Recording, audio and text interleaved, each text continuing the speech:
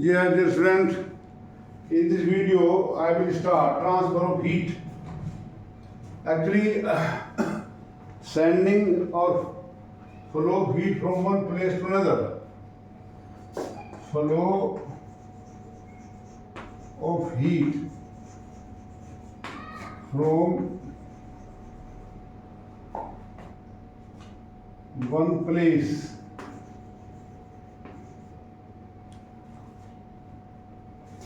to another, or from one part of a system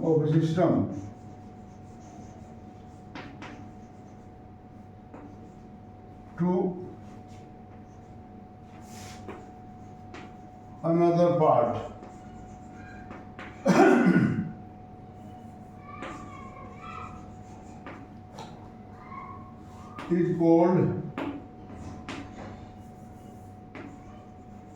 is called transfer of heat.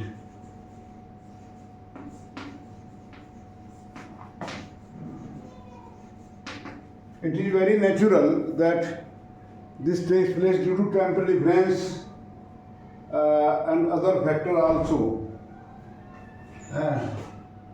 In general, we can say that heat flows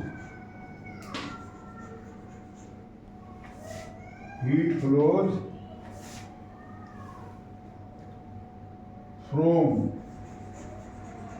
a part of system which is at higher temperature to the part at lower temperature. This is very common fact. A flow of heat, whatsoever be the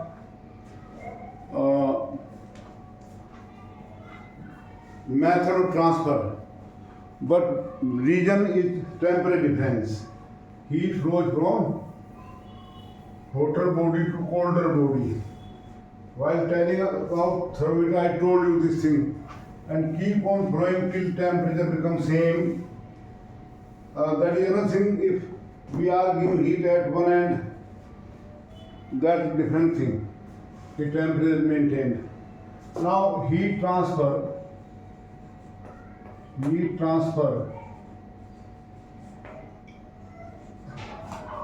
takes place in three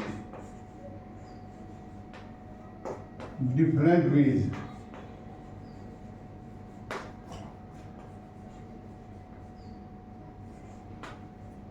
Number one, conduction.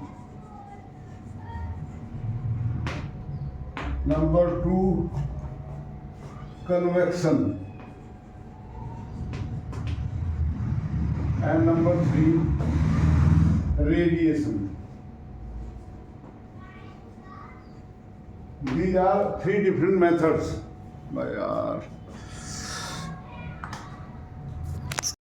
Student, I told you three different methods of transfer of heat, that conduction, convection and radiation.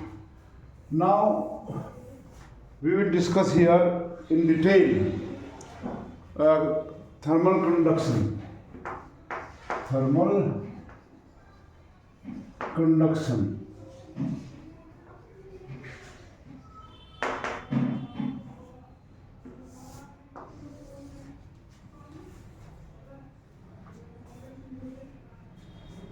Thermal conduction. This is the process in which heat transfer takes place from one place to another. So the mutual interaction of atoms or molecules In fact, there are two regions for this transfer. Suppose you place here a rod in contact of hot body. Here's some hot body.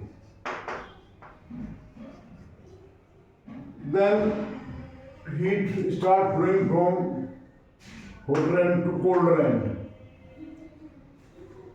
Now, how this conduction take place? The atoms or molecules here take heat according to Kani theory. Actually, molecules or atom of any material are not at rest at all. They keep on oscillating, vibrating. In case of liquid, they keep on moving from one place to another. The same way in gases and liquids. No? But when we heat this is a solid rod. This is a solid rod. When we heat, the molecules here start gain energy and their amplitude of vibration get increased. Amplitude of vibration of atoms or molecules get increased and they start oscillating with larger amplitude. And hence they start colliding with neighboring molecules. And when they collide, they transfer energy. This way, energy transfer from one molecule to another throughout. The mutual interaction of atoms or molecule is responsive. But if this is the only method of transfer of heat, then every material should be equally good conductor of heat. But you know, different materials are having different conductivity. Metals are the best conductor of heat. Why? And in metal also the thermal conductivity varies from one metal to another. Why? Actually, metals have free electrons. Metals have free electron. Their motion inside metal takes place continuously, and those free electrons are not related or not bound with any atom or molecule. So when we heat this material here, electron take energy and they get energy means they will move with faster speed from hotter end to colder end, and when they collide, when they move, they collide with each other and with the positive ions of metal, and hence energy is transferred this way. And contribution to thermal conductivity due to free electron is much greater than that of collision of atoms or molecules with each other due to increased amplitude of vibration. I think it is sufficient to tell you. You can read in metals. I told you conductivity is higher than other like wood and concrete, etc. Why it is so? Because metals have free electron. You may ask me from where the free electron have come. You might have learned in chemistry chemical bonding. So this is metallic bond. In metal, same atoms are there. No other element is there. So metal atoms lose electrons to make stable structure, and those electrons make electrons inside. And there are three interactions: repulsion force between electron, repulsive force between positive ions, and force of attraction of electrons C and positive ion. Quantum mechanically it has been proved that force of attraction between electron C and positive ion is much greater than other, and that is why metals are very good conductor and hard also. So this is a simple. Actually, I think there is no need of writing. I have spoken. You please make note of it, or you can read book. Now, if you continuously heat, the temperature of two ends increases. The temperature of two ends increases, and after some time, we are heating continuously. temperature rise stops. We are heating continuously this and initially temperature of two end rises, and finally after some time the temperatures of the two end have a difference but not increasing. That state is called steady state. Steady state. You in the home, you put your hot plate on gas burner. The temperature rises, or after that temperature does not rise. Why it is so? Because whatever the heat is taken by the plate from gas burner, the same is given to an environment and have difference of temperature. So now actually my purpose here only to explain you how to measure thermal conductivity. How to measure thermal conductivity important है ना, यानी कि thermal conductivity. Thermal conductivity.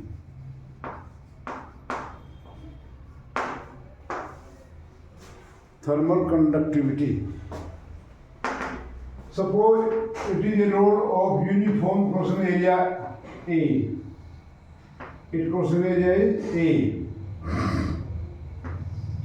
A is the area, L is the length, and this side is heat is given to this. We are given heat Q.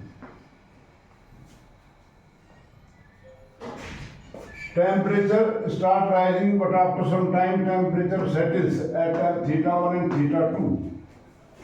And this way, heat flows this way, having temperature difference, constant temperature difference. That is steady state. So, it has been found experimentally that in steady state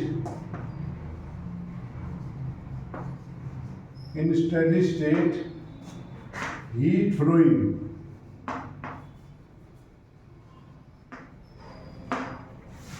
through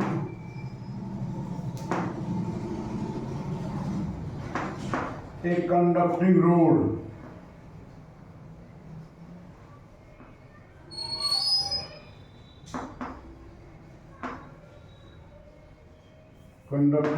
of cross-section uniform. Cross-section area.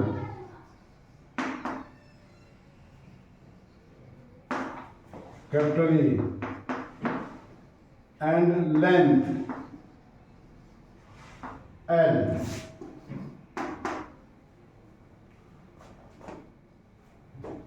It has been found experimentally that in steady state heat flowing per unit time, per unit time through a conducting rod of uniform area and length L. When temperature difference is theta 1 minus theta 2 is given by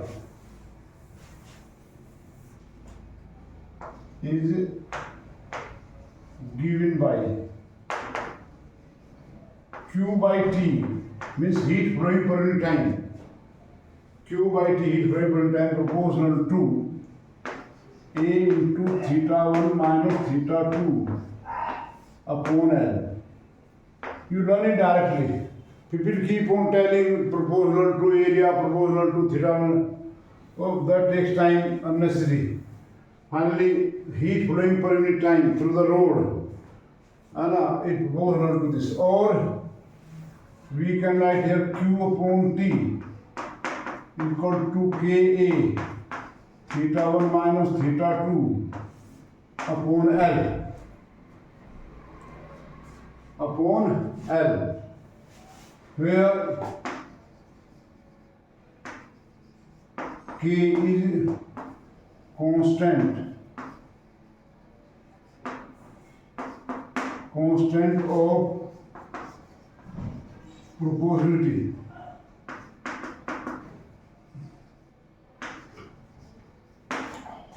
and is called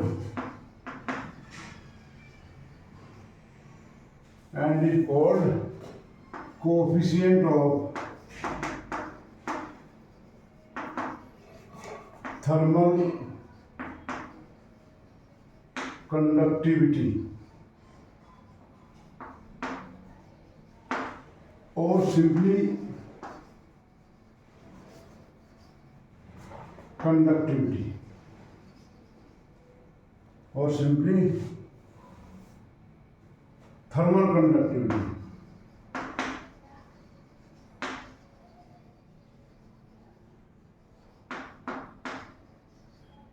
Conductivity. K, the measure of thermal conductivity. If we are measuring K, it means we are measuring thermal conductivity. Now from this figure, equation here, K is equal to Q upon T into L upon, K is equal to Q upon T into theta 1 minus L upon A into theta 1 minus theta 2. K. For example, now I say what is speed? Speed is the speed of a moving body in distance traveled per time. Then the same way, what is K? Therefore, thermal conductivity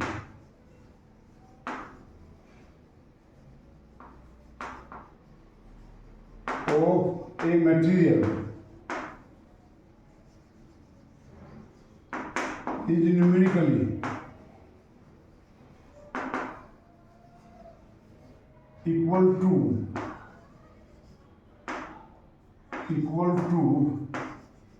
the heat flowing per unit time through a rod of unit area of cross section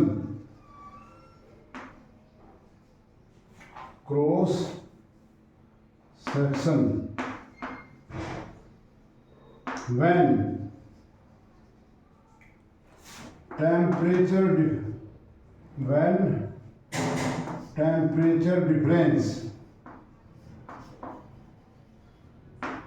temperature difference between two points at unit distance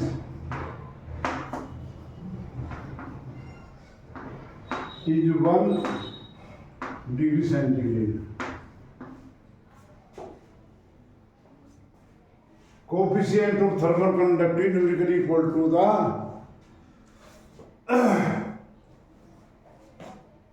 heat flowing per unit time. Numerically equal to the heat flowing per unit time through a rod of unit area of cross section when temperature difference between the two points at unit distance is 1 degree centigrade. Its unit K, SI unit,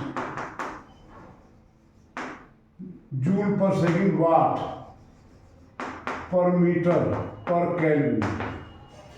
It is meter square, it is meter. So meter minus 1 per temperature. But practically we keep on telling in also practically K, unit of K. K